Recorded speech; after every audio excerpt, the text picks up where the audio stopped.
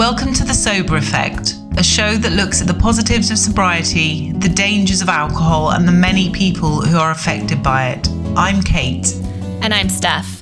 The ripple effect of alcohol is far-reaching, and those are the stories you'll hear on The Sober Effect. The Sober Effect, The Sober Effect, The Sober Effect, Sober Effect.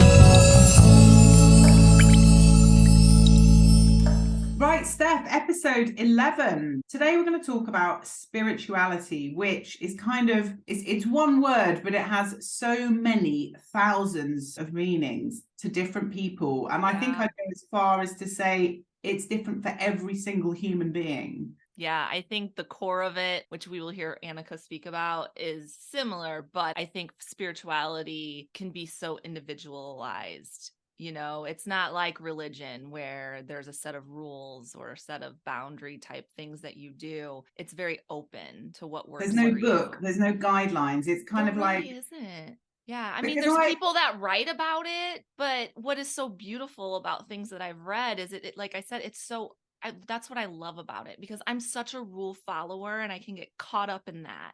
And then sometimes when you get caught up in those rules, like I was raised Catholic, right?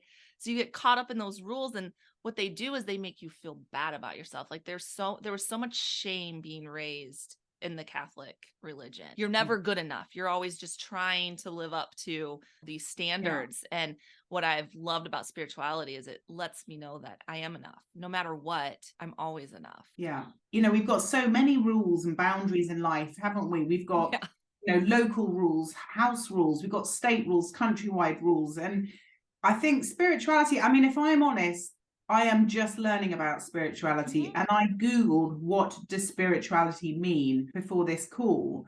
And it's kind of said it's the quality of being concerned with religion or the human spirit.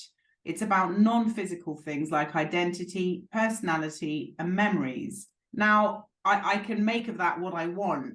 And for me, spirituality is about your soul, I think. I've been thinking about this because I know you're a spiritual person.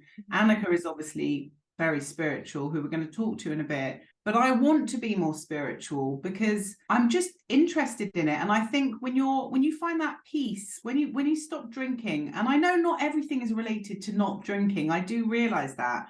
But my mind was always busy catching up with who it actually was without alcohol, that I didn't have time to just sit in that kind of tranquil, peaceful stage where I could actually hear myself change and grow and think. And that's what I think I'm getting to now. And I really want to know how to embrace it. I think that's what I'm interested in. Yeah. And that is so part of the journey, because there's a whole awakening that has to happen. And I think a lot of people, their awakening begins when they get sober, because as Anneka will talk about, she explains why alcohol plays a role in keeping us from connecting to our spirituality. And we'll let her get into that. But I have gone really deep in spirituality over the years. Like my journey started way before I got sober. And obviously now that I'm sober, it's really gone deep and it's been extremely healing. It really helps me process life in a different way. Because in my spirituality, I believe that my soul has a contract. Like my soul already agreed to everything that's unfolding for me, because it's learning lessons and it's leveling up. And so anytime something happens that's even difficult, that's the angle I'm already coming from. I already know that yes, it's hard, but I decided my soul wants me to go through this for a reason. And as soon as I surrender to that and let go of that need for control, which we all do that, right? We're always trying to control everything around us. And what spirituality does, it helps us like zero in on what we can control, which is really our own thoughts and our own actions and our own feeling. And so it keeps me in check. When shit hits the fan, I remind myself there's a lesson to be learned in this. Like, let's sort through it. And now that I'm sober, oh man, can I do that even better, right? Because in the past, shit hits the fan and we drink, and then we quiet that inner knowing, you know? And so that's kind of, without going too crazy deep into my spirituality, that's kind of like what mine looks like for me and how, you know, I deal with things. I have my guides that I connect with. We have signs that they give me to let me know that like they're there. And it's really crazy because it does happen all the time. My sign is actually the number 34. I was going to say, what is a guide? What do you mean you've So- got your guides? What are they? So they are your spirit guides. They are the people, well, they're spirits, obviously, that are always around you and supporting you and guiding you through life. And they're in with what I believe. Are they dead people who are sort of hanging around, or are they things like They're the no wind? different than, yeah, they're no different than my soul. So like my Right, okay. soul, so basically my soul this is what I believe. My soul made an agreement, and then it decided to incarnate into my body. Like it chose, and that's another thing. Like when Okay. I'm hard on my physical body, maybe I don't like something about it, I remind myself, we picked this body for a reason. Like it was like my soul picked this lump of clay and is forming Yeah. it, right? Well, these other guides, they don't have a physical body, but we know each other. Like we are all from source. I know this is probably, I like you're like that. looking like this What? is really deep, but It's deep, but you know what? I love it. I it's love very that concept. yeah, it's like people saying they have like guardian angels, right? Maybe that's another good way of like putting it to be relatable, but I call them my guides. And yeah, it is the most wild thing, because when I was getting ready to turn 34, that's where this number came about, and that's kind of when my spiritual awakening started. And I'm 43 now. So this has been a long journey for me, but I kept seeing the number 34. Every hour I would look at the clock and it would be 34. And it was so bizarre. Or I would look at a license plate and it would have 34 in it, and it just kept sticking out like a sore thumb. And I actually, because I was going through my awakening and I didn't understand it, it freaked me out. I told Yeah. Blake, I looked at him, I said, I think I'm going to die when I turn 34. Something keeps showing me 34. I'm getting ready, because your brain wants to go negative, right? Yeah. But I started reading some books and I found out that it's just my guides are trying to connect with me, and they will do anything they can to get your attention. And so that's always kind of been my thing.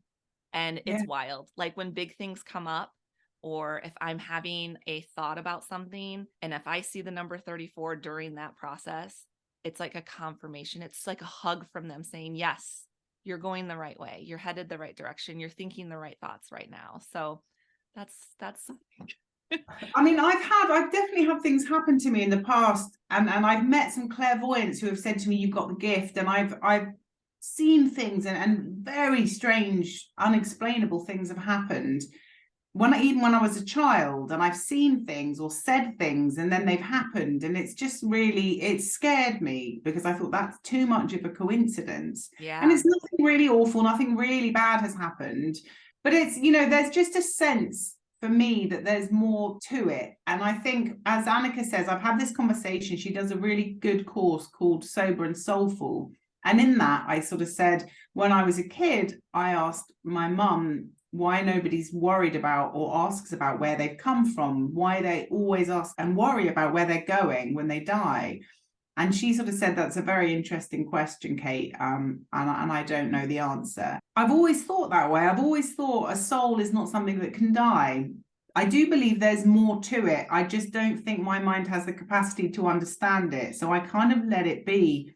But I think the way that you just described it is an incredibly positive way to look at life, because basically what you're saying is whatever happens to you happens for a reason, and it's there to help you. Now, if you look at everything bad that happens to you in your life in that way, that is going to make life so much easier and more enjoyable. So that in itself, you don't need proof. If you can think that way, surely that is going to benefit you in life.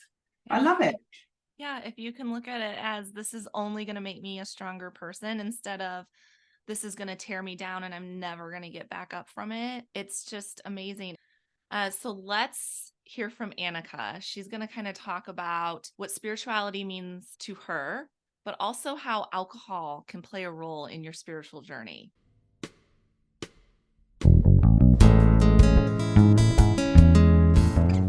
I see it as quite separate, but not completely separate from religion. I think there's a lot of spirituality in religion, but there's also a lot of fear-based ideology, which I think really comes from mankind and governments that have used it to kind of control the masses, like throughout history, really.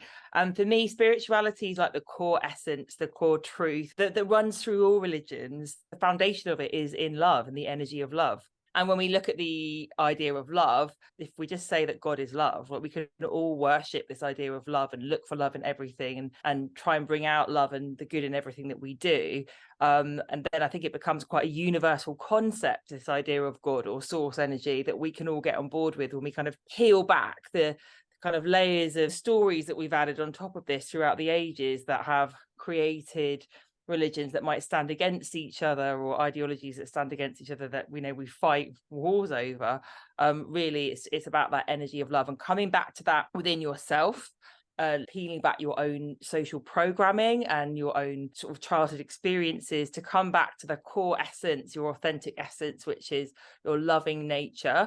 And when we're in this authentic core essence, this is, I believe, our most magnetic, powerful place we can be in, and we start to manifest everything we want, really. Can you just explain to the people who don't know, because I've been on one of your courses, your Sober and Soulful courses, and it was amazing. And one of the first questions that I asked you was, what does it mean to manifest? Because I hear it a lot, and I hear this manifestation, but I didn't actually know what it meant.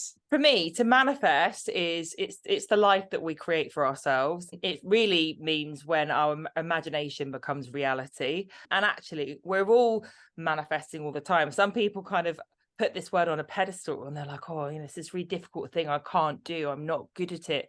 We're all manifesting. We all created a life. Look around you. You manifested everything in your human experience. The question with manifestation is, are you creating a life that you want? Are you drawing things towards you that you want? And are you consciously manifesting? Are you thinking about and in control of what's coming into your reality? Or are you a passenger to your neural programming and, what's going on around you? Let's bring alcohol into this conversation, okay. because it kind of ties right in with the manifesting, right? Yeah. My spiritual journey started before I got sober. Just like my fitness and all of that, it was like I wanted all these things to coexist with alcohol. And the further you get in to these kind of things, it starts to push the negative things out, right? Yeah. Alcohol being one of them. And I have always heard that alcohol is low vibrational. So I accidentally discovered this, that the first time I went sober. So I went sober for the first time when I was 26, and I was sober for 1.5 years. I wasn't particularly spiritual then, but I accidentally stumbled upon just what happens to our vibrations when we stop drinking. Because I stopped drinking, had an amazing time, manifested so much stuff, and just was literally skipping around, farting rainbows basically for 1.5 years. And then I somehow got convinced to start drinking again, and then took me quite a long time it took me 10 years of putting boundaries up around my drinking and going back and forth with it to come back to where I am now. And I remember the very last time I drank this time was when I was reading a book by Shaman Durek called Spirit Hacking. It's got a whole chapter. It's got a small chapter in it on alcohol, and he talks about the fact that shamans, who are very, very spiritual people, they take all sorts of hallucinogenic drugs to get themselves into the other planes. They'll smoke tobacco, they'll take all sorts of things, but they will never touch alcohol, because alcohol is the quickest way to lower your vibrations. And it actually goes as far as saying that when we are under the influence of alcohol, we become vulnerable to spiritual parasites, and that low vibrational entities will just come and feed off us, basically. And I remember reading that, and obviously it sounds quite far-fetched, but as I read it, having had the experiences that I had when I was in my early 20s or mid-20s when I stopped drinking, and then having gone back to it, I just sat there and I knew in my body that was right. When you just feel something in your heart, that's true. And I had a gin and tonic in my hand at the time, and I just put it down, and I thought, what on earth am I doing? I've known this for such a long, long time. Why am I still drinking this? And I have never drunk again. That's why they call it spirits. Yeah. Right? I've heard that's why they call alcohol spirits, because it allows the spirits, and that's why you become a different person. If you want to get real deep in the spirituality part, that's why some of us, our personality is altered. We become this darker version of ourselves because we're letting these spirits, we're vibrating so low, we let these spirits come in and kind of take over. Wow, I've never heard that before. That's really interesting. And I when I was reflecting on it, and I don't know if this resonates with you, I didn't used to get terribly bad hangovers, and I didn't feel physically ill. but I did used to feel haunted. I remember saying, I feel a bit haunted. I feel like a bit of my soul's missing. I just don't feel nice. Did you ever have that experience? Yeah, you're giving me the chills right now, honestly. Lots of people talk about the pink cloud effect when we stop drinking, which many of us have felt. But one thing that I dislike about some of the stories that we attach to being alcohol free on the sober scene is people describe this pink cloud as, oh, well, it doesn't last. It's just this phase that you go through when you stop drinking. And I'm like, hold up, people. No, no, no. So number one, the reason that you get the pink cloud effect from a spiritual perspective is because you have reattached to source energy. Alcohol detaches us from this. It detaches us from our higher self.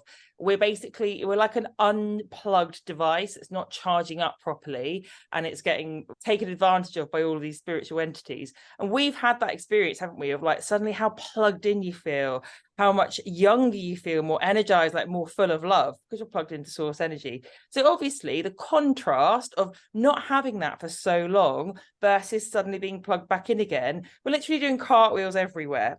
Now, of course, after a while, number one, we get used to that. It just feels normal. It doesn't mean the pink cloud's gone away. It's just that the pink clouds become the new normal. But number two is that we get to up level properly. Now, up leveling sounds great. It is great. It's when we're raising our vibrational set point, so we're able to manifest a high vibrational reality. But in order to raise our vibrational set point, we have to grow. How do we grow? From going through difficult things. So when we were drinking, we'd feel an uncomfortable feeling, and then we'd go, oh, I know, society's told me that this is a bad feeling. Let me numb this. And that's how we stay stuck in this little hamster wheel for years and years and years. And like, we just feel like, oh, I'm just nothing ever changes. And then when we stop numbing, like, we have to feel the feelings, which are really uncomfortable, but because we can't numb them, we actually process them properly, and we like release them. And then we're like, I don't want to, like, I'm not going to do that again, or I'm not going to have that person in my life anymore, or what's that show me? Because we have no option but to actually deal with the feeling. And every time we do that, we're up leveling. And this is the beautiful process of growth that we go through. So when people say the pink cloud doesn't last, so you get used to feeling wonderful, and then the universe gives you something to grow from, and then people go, oh, well, the pink cloud's over, everything's ruined now. No, you're just up leveling. It's just about to get even better. And then you have like another little pink cloud afterwards, and then you have like another up level, etc., etc. And when you understand that process, then you can just lean into it and see it all for being wonderful. We need the contrast. We need to feel and process these uncomfortable feelings, and they're uncomfortable for a reason, just in the same way that a fire alarm sounds horrible for a reason, to make you leave the building. And that's what anxiety and anger and frustration are. There are inner fire alarms saying, I'm going to make you feel so uncomfortable that you have to look at this thing so that you can grow an up level. So why do you think it is that when people decide to stop drinking, so many of them either embrace or discover spirituality? At the core of it all, we are spiritual beings. And even when we were children, we were spiritual. We just didn't have words for it. We didn't label it with a certain vocabulary. And when I had my first sober sin, I did not consider myself spiritual. I did not use that word. I just was doing what I was doing. It just happened. I just cleared that space by letting go of alcohol. And if I look back on the things that came to me, things that I realized, I really was channeling. So just to kind of give that word a meaning, well, I talk about channeling a lot, which is when we're downloading wisdom from our higher self or from source, and humans do it all the time without realizing it. So how many times have you sat and given a friend advice, and you'll be in mid-flow, and as you're speaking you'll think, God, I'm good, this is gold dust, like I should do this, where does this even come from? And it's why we can often give really good advice, but we need another friend to do the same back for us, right? And that's when we're channeling, and we channel all the time when things just come to us, these pearls of wisdom.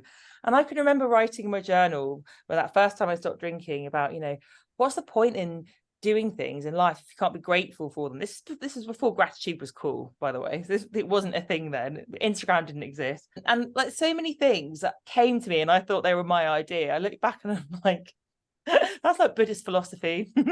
Like, that wasn't your idea. You were just channeling. Because we connect in with that side of ourselves without even realizing it when we stop drinking. So I think it happens anyway. Some of us give it that name of spirituality. Some people might go throughout their whole sober experience, the rest of their lives, and never call themselves spiritual, never think about spirituality, and they kind of are being spiritual, but they don't realize it. I do think because we clear a lot of space when we stop drinking, we do think about our personal growth and how can I be better and how can I look after myself more. And I think we also come to things like spirituality because of that as well. But I think it happens very quickly and without us even knowing it, just in the way that children sit in the car when they can first speak and say, Mummy, where did we come from, or what happened before I was born? And that's just an example of the fact that when we're tiny, we're still spiritual. Like, this isn't your first time round. Something in your soul knows things that you don't consciously realize. So yeah, I think we just come back to something that was always there, kind of like a dripping tap. Like, it's spirituality and our intuition and our higher self. There's just such a subtle, soft voice. And when we are drinking, the ego voice is turned up so loud, it's like loud music and you can't hear the dripping tap. And when we stop drinking, we turn the loud music off, and the dripping tap that was there all along, suddenly we can hear it. And that's the wisdom that's coming through. Alcohol's a matrix trick. It keeps you asleep. It stops us from questioning. It stops us from connecting with the realization of who we really are and where we really came from. And when we really, really want to wake ourselves up spiritually, we've got to stop taking the drug that keeps us asleep. But when we're drinking, our ego voice is turned up full blast, because that's the voice of fear and catastrophe and control, the voice that, doesn't believe in anything that we can't see in front of us and is constantly worrying and keeping us awake at 3 a.m. And when we clear space from alcohol, we turn that voice down. The magic that fills that space up is that subtle, beautiful voice of love, of inner knowing, and it's who we really are. And that's the whole tone of our life shifts and changes. Let's say someone comes to you and they say, I've stopped drinking, I haven't drunk for a few months, and I want to be more spiritual, but I don't know anything about it, but I just feel like there's something missing in my life. What advice would you give? I would recommend certain books to people to get started. So I'm sure many people have heard of the book The Secret, which was a good starting point to get society more aware of manifestation and the law of attraction. But actually, it's oversimplistic to the point that it can promote toxic positivity. So one of the main key texts that came from was a series of books by Abraham Hicks. And I say by Abraham Hicks because they're really channeled through a woman called Esther Hicks, and they're channeled books from a consciousness that calls itself Abraham, explaining who we are, what the law of attraction is. And one of the key ones that's a good one to read is The Vortex or Ask and It Shall Be Given. So those are great books. There are actually so many fantastic books about the law of attraction out there, and I love joining the dots between psychology, quantum physics, spirituality. And the more you read about those things, the more they prove each other right. Like, even though they're not written consciously to try and agree with each other, they just do. They just click in together time and time and time and time again, which we all have an ego that needs proof. And I love being able to join the dots in those ways. So I'd say just get really interested. There's a wealth of literature out there on the topic. Just take what works. So I'd say that. Also, just really, God or universe or the source is in all of us. We're connected. So we don't have to make ourselves whole through anything else. We have all of the answers within us. I once wrote in the front of my journal, when I'd been reading too many books and kind of numbing by over reading and not listening to myself. And I wrote in the front of my journal, this is the most important book you will ever read. Because we do have all of the wisdom, all of the answers within us. The number of times I've read in spiritual texts, pearls of wisdom that I'm like, I wrote that in my journal a few months ago and I thought it was my idea. Obviously, I was channeling it. So just take time to listen to yourself, to be quiet, to be peaceful, to journal, have quiet times where you don't have music on and you just sit and think about your life and what you want and what it means. I think that's probably the most important practice of all of them. We talked about alcohol being low vibrational. Mm-hmm. What are some things that you can tell people that will help bring your vibration up? Some things that you can do. Oh, good question. So positivity, anything to do with getting into the vibration of love is going to help raise your vibrations. Okay. However, this comes with a caveat, with a caution. If we are really unhappy, or if we are processing something difficult, just saying, oh, don't worry about it. Like, just be happy, just think positive, is actually the opposite of helpful. So really, the best way to raise vibrations is to show up for our feelings. So if you wake up in the morning and you feel horrible, or if something happens and it makes you want to cry, is really to treat yourself like you would a small child and be like, what's wrong? Tell me. Like, why are you crying? Okay, that's okay. You're allowed to feel sad about this or that. And actually, the quicker we show up for our feelings, we honor them, we're not scared of them, the quicker we can bubble back up to that feeling of joy. Because ultimately, we are meant to feel happy most of the time. And when we're not feeling so good, it's because we need to look at something. And I always say, like, we're programmed to move towards joy. And our uncomfortable feelings, like if we think of our feelings are like a compass, our uncomfortable feelings are like road signs to help us move closer to joy. We don't ignore the road signs and tell them to go away and that they're stupid. We go, I need to turn left here because I'm feeling really horrible about that. Like, I need to move away from that thing, or I need to like put a boundary out with that person, or I need to let that person go, or I need to look at that limiting belief I have about myself and release it. And those things help us bob back up. So for me, that's like a lifelong process of honoring and listening to our feelings and seeing them as our internal guidance system. But the other thing as well, especially in early sobriety, is actually looking after our physical health. Because if we're not sleeping, if we're not eating properly, if we're not drinking enough water, if we're not looking after ourselves, we're going to feel low vibe. Because our bodies are energetic gifts that we've been given. And really, if we think about the chakra system or Maslow's hierarchy of needs, which are pretty much the same, again, proof that we're always channeling, nothing's an original idea. You've got to start from the bottom and work up. And we need to start with our physical needs. And that's another reason why we feel the pink cloud so quickly when we stop drinking, right? Because our body's like, oh my God, you stopped poisoning me. Amazing. I feel so good. Something I've found really interesting since I've quit drinking is the whole concept of boundaries, because I didn't really have any, because I really put such a downer on myself and I put all the blame on myself that I didn't feel like I had any right to put boundaries in place. And it's been a really new experience for me. And it's a very uncomfortable and difficult thing to do because it's so new. And I'm constantly thinking about other people and not offending other people. But since I've started doing it, I really feel this sense of protection about myself. And I'm starting to look at myself more as something to care for and to nurture and protect. Is that a big part of this spirituality? I'm going to reference one of my favorite manifestation people that I follow religiously. She's called Lacey Phillips. And she says that no is the most magnetic word you will ever say. Because really, when we are manifesting, we manifest what we subconsciously believe we are worth and what we deserve. And everything that we do in our life, we're communicating to the universe what our level of worth is. And actually, we show the universe and our subconscious mind, our higher self, what we think we deserve through what we reject. So I always find it really easy to explain it through talking about dating, but it can be applied to absolutely any manifestation at all. But, you're a single girl, you're dating, you're going on dates with guys. What are you going to put up with and what are you not going to put up with? The more we say, no, I'm not having that. I'm not accepting that behavior. And we dump people, we bin them off. We're like, no, I'm not available for that. I'm not available for that. And the more we say no in that way, the quicker we then manifest the person that treats us properly in the way that we feel that we deserve.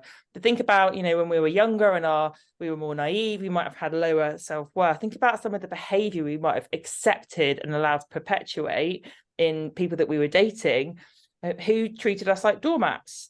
well, why were they doing that? Because we allowed them to, because our self-worth, we were like, well, I can't get anyone else, or I love him. Well, no. Now, when you grow and evolve, you just learn to say no. And that goes for all manifestations. It goes for friendships, it goes for jobs, it goes for everything. So yeah, no is a very spiritual word, but it's about saying no in your authenticity, in using the energy of grace and confidence to say no. Because when we really feel worthy and really feel secure about saying no, we don't need to shout and scream. We don't need to have a fight with somebody. We don't need to do anything that makes us feel ashamed or embarrassed. We just get to, in our like pure queen light energy, just be like, yeah, I'm not available for that. I don't do that. And just walk away and know that something better is coming.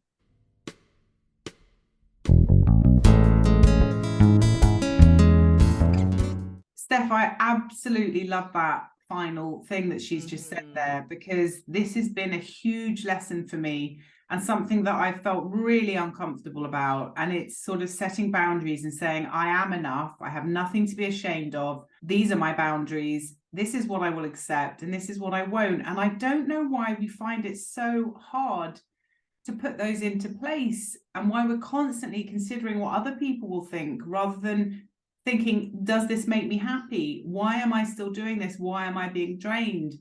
And I think part of that whole pink cloud thing she was talking about is to do with setting boundaries and finally getting rid of things that don't make you happy. What do you think? I totally agree. I mean, there has been so many times, especially since getting sober and experiencing that pink cloud.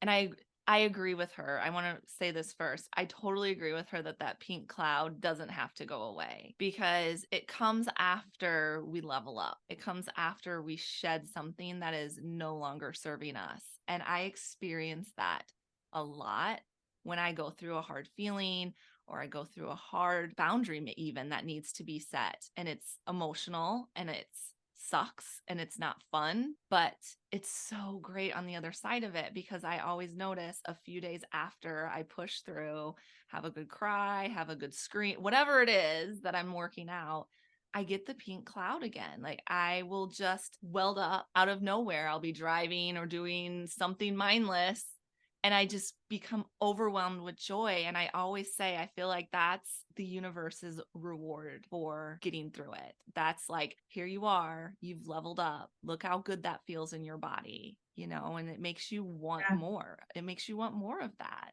Because it's almost like it's not pink clouds, it's a pink sky with scattered clouds. So they come and go, but actually what you're saying is it's always there. And it's not something that, well, here, I'm going to give you a couple of days of feeling amazing and take it away. I think she said in the interview that you just get used to it. So although it feels like it's gone, it hasn't. You've just gotten used to it. And I would be really curious to go back in time 17 and a half months and remember how it felt, because it's getting further and further away. And I know the truth of how I felt, but it's not nearly as familiar as it used to be. But I know that she's right. And I've been taking huge strides since I gave up, and I get used to that feeling, and I'm pushing myself further. Yeah, it's just like how we settled into feeling like shit all the time from the alcohol. It became our normal, right? Like that was our baseline. Well, now we've come from a new baseline of joy, and yeah, you kind of settle into it. But like you were saying, the waters get muddy with bad feelings and uncomfortable stuff, and then we are feeling it, right? And then when we can actually sort through it, that is when you kind of get another surge, because now you're like your head's coming up out above the water again, and it just feels so good.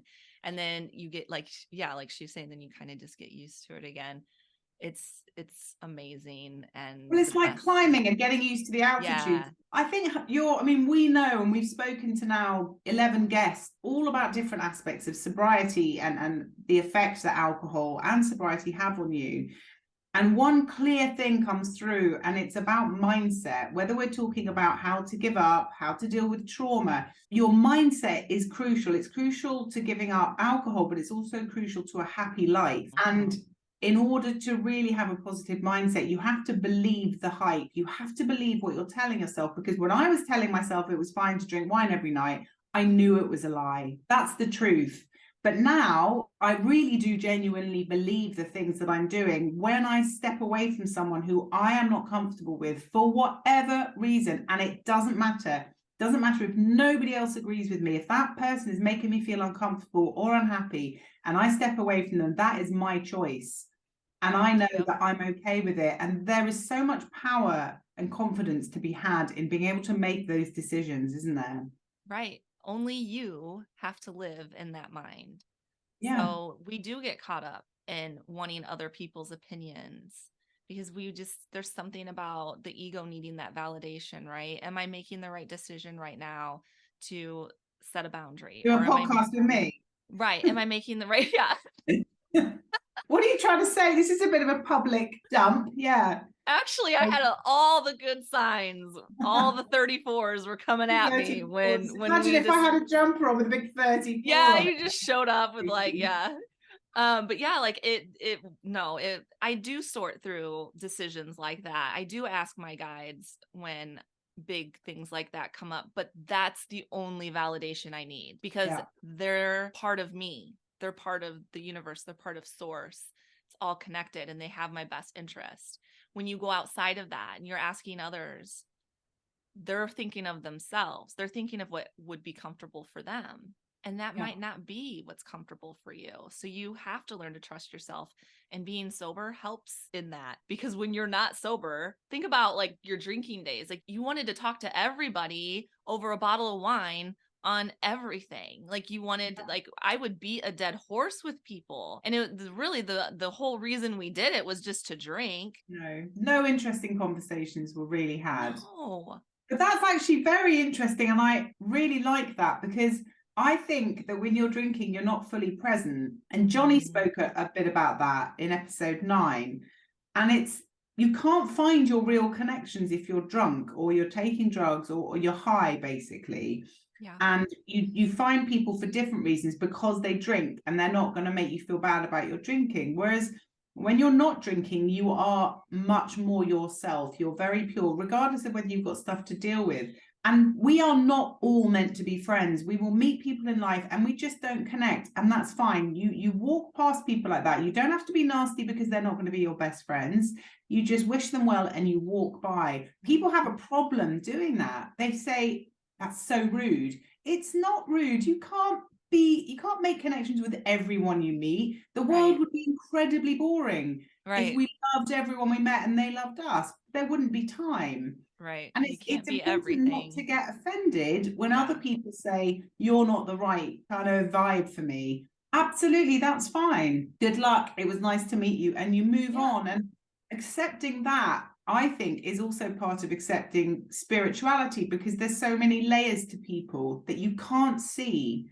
And it's a feeling, isn't it? It's a feeling we get when we meet people. We think, I really want to see you again. And I really hope I don't ever bump into you again, which doesn't happen often. But, you just know, and you can't always explain it. But that's spiritual, is it? Yeah, it's spiritual. And it's like Anneka was talking about, and it's manifestation. It's how you manifest the right people to come into your life, by rejecting the ones that, don't align with you, because we only have so much space and so much energy anyway. And when you're filling it with things that aren't in alignment, it takes so much more energy, right? Like the relationships that are exhausting, they're taking so much of your energy that then now you're not open to new relationships and to let new people in. And you've only got so much. We all only have so much. It's just like your cell phone. When you get up in the morning, if you charged it overnight, it's 100%. But by the end of the day, it's going to be 60%. Like your body is the same way, and you have to get rid of those apps. Well, it's like you, Steph. You contacted me out of the blue and asked me to be on your podcast. And then we became friends. And then I said, I'd really like to do a podcast. And you said, well, I've been thinking of doing something. And then it just clicked. And we were like, let's do it together. That's a manifestation right there. Yeah. If you hadn't have contacted me in the beginning and sort of said, do you want to be on? none of this would have happened. It's totally changed the course of my life. We talk all the time. You're like a regular part of my life now. And I love it. And it would never have happened if you hadn't sent that one email. And it just goes to show you really should follow what you feel, you know, for whatever reason you thought, I'm going to ask Kate. And look what's happened. I just felt extremely connected to you. I watched you on Sober Dave's live and I just literally felt like hugging you. I wanted to sit down and like have a full on conversation. I wanted more. Like, I just felt like so connected, you know, I just felt like I knew you. And yeah, my intuition was clearly screaming at me for a reason, because it led me to like where we are today, which is just having so much fun. It's all linking to each other, don't they? It's like regrets. People who go, if only I'd caught that train, if only I'd moved with him, if only I had left when I first thought about it and I didn't spend another 20 years in this relationship or in this town or on my own when I knew there was someone out there. All these different things. And the knock-on effect is huge. And actually, it's given me goosebumps just to say that, because it's so true, isn't it? That if you listen to yourself, and you can only properly do that if you're sober, because otherwise alcohol is mind altering, which means you are not. And as Anneka said, it's called spirits for a reason. They get into your head. So you're not yourself. So how are you ever going to make the right decisions about your life? And I find that really exciting. I think that's even more reason why I'm not going to wait around. I'm going to make decisions based on my intuition and my gut feeling. Right. And to add to that, because I'm the same way now, and I tell myself, and even if it ends up being the wrong decision, there's a reason I made the wrong decision too, right? Yeah. Because it's never a wrong decision. It's a lesson learned. I've recently had something that I was really excited to be a part of, and it completely fizzled out right before things got really good for me. And I was devastated, but now I have all this amazing content and stuff that I have created that I can use for something else. And I'm actually more excited about using it for something else now. And I learned so much the short time I got to work with them. So I don't know. I love finding the lessons. It's like a good challenge in life, right? Like so what was the lesson here? Absolutely. And you can forget to buy a lottery ticket and your numbers can come up and you can spend the next 5 years crying about it. But for all you know, you would have bought a flash Ferrari and had an accident and died. You've got to think of things in a positive way. And I've always said that when something's gone wrong, or I haven't actually ever missed a flight or a train, because I'm like super early. I get there on time and buy a coffee and a magazine. So I was going to say that, but it's like, that's not true. But when things have been cancelled and I thought, well, you never know, you could have gone and this could have happened.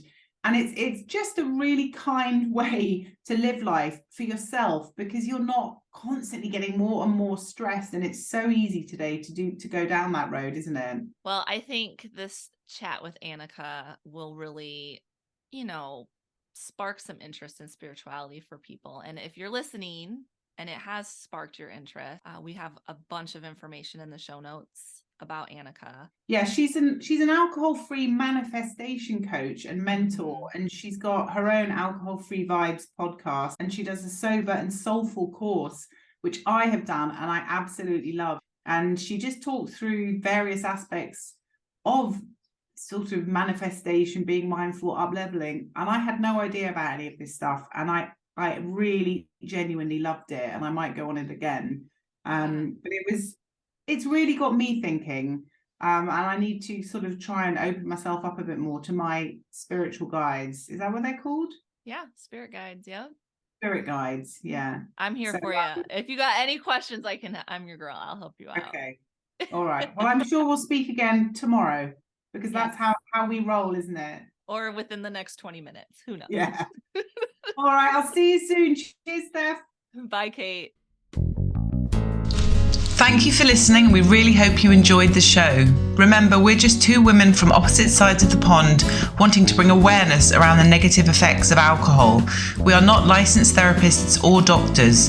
If alcohol is causing any mental or physical health issues, please seek professional help. Please be sure to give us a follow so you don't miss future episodes. If you think our podcast could help someone you know, please be sure to share it. Also, leaving a 5-star review will help the Sober Effect reach more people like you. The music for this show was produced and recorded by Pearl and Thumbelina Jim of the wonderful Charm Jar Music. More information can be found in our show notes.